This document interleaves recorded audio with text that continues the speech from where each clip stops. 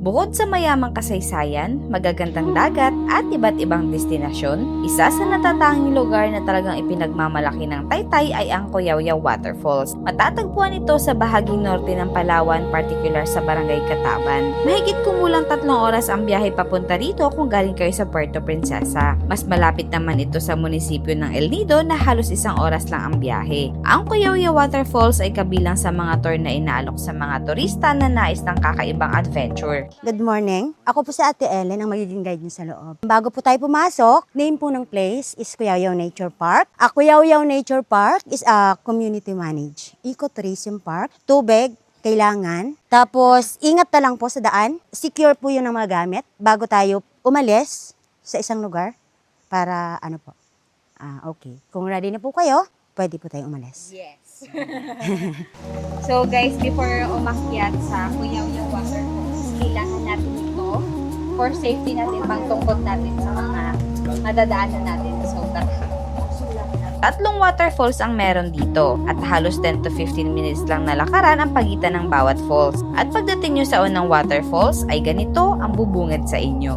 Welcome po sa Cuyawyaw Falls number 1. Cuyawyaw Falls number 1 po ay may taas na 11 meters at ang pinakamalalim na bahagi ng tubig ay mahigit 3 metro. Pwede po kayong lumangoy. Andito lang po kami, nakabantay sa inyo. Wala pong limit yung oras kung gaano katagal po kayong maliligo. May lifeguard rin po kami dito. Kung gusto niyo pong magstay, wala pong worry kasi po may magbabantay sa inyo. At sa pagpapatuloy, mas magandang bagsak ng waterfalls, mas medyo challenging na ang daan. So guys, pagkatapos nyo sa falls number 1 at paakyat naman sa falls number 2, medyo mas challenging lang yung daan kasi kailangan nating umakyat sa malalaking bato na to. Ito yung mga apakan natin. Pero for safety naman, merong lubid na hahawakan. So, kanina kasi medyo patag pa, medyo malinis pa. Ngayon, medyo matarik na talaga tayo. Tara, sa falls number 2 na tayo.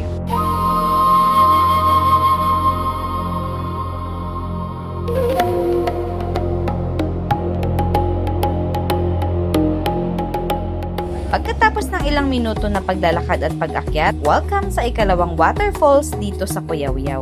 So, welcome po sa Cuyawyaw Falls number 2. Meron po itong taas na 25 meters at ang pinakamalalim po na bahagi ng tubig ay mahigit po 4 na metro. Pwede pong tumalon at pwede rin pong pumunta dun sa may bahagi ng waterfalls na yon.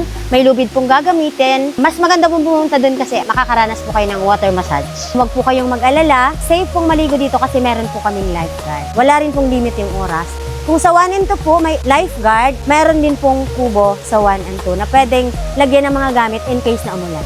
Sabi ng mga nakausap namin, falls number 2 ang madalas paliguan ng mga turista kapag nandito sila sa Cuyawyaw. May exciting activity na pwede gawin katulad ng pagtalon or pagdive. Dahil mas malawak din ito kumpara sa falls number 1 at number 3. Kaya naman ang iba ay hindi na tumutuloy sa huling waterfalls. Pero syempre, hindi kami papayag na hindi ito makita dahil nandito na rin kami. Dito na tayo.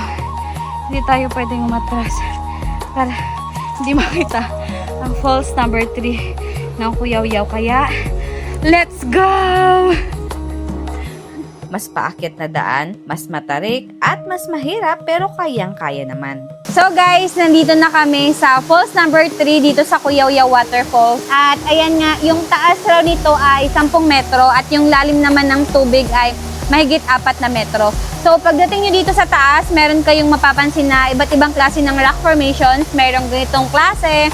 At itong nasa likod ko, kung mapapansin nyo, kung ma-figure out nyo, para siyang lion heads. At doon naman sa medyo paloob na, meron kayong mapapansin doon na heart shape. At kung mapapansin nyo rin yung ugat na yan, na mahaba na yan, yan din yung tinatawag nilang parang buhok daw ng babae. So dito, pwedeng maligo at sabi ng tour guide namin, mas malamig yung tubig dito sa falls number 3 compare doon sa mga nadaanan natin na falls number 1 at falls number 2. Sabi ng tour guide namin, 5 waterfalls daw talaga ang meron dito pero hanggang 3 lang ang bukas sa publiko. Tip lang para sa mga gustong pumunta, mas mainam na pumunta kayo pagkatapos ng malakas na ulan o kaya sa mismong panahon ng tag-ulan para mas malakas din ang agos at bagsak ng tubig.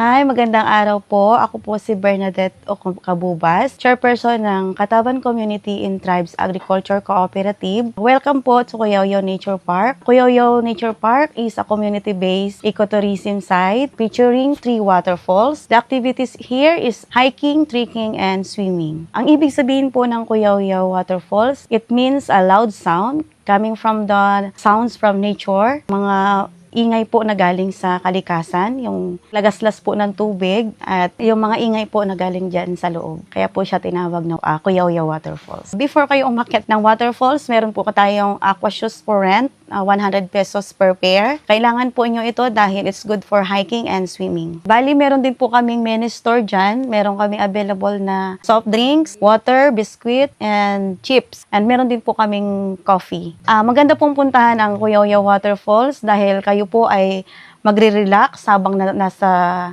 nature kayo. Kung mga nature lover po kayo, masarap po ditong mag-relax and enjoy po talaga kayo sa waterfalls and enjoy the nature po. Kung sakaling galing na po kayo sa waterfalls, meron po kami ino-offer dito na pagkain. Meron po kami diyaang naka-ready na menu at ready pong magluto ang aming chef. Iniimbitahan ko po kayo na pumunta dito sa Cuyawyaw Falls Nature Park. Open po kami ng 8 to 5 p.m. and Monday to Sunday po. Maraming salamat po and mabuhay!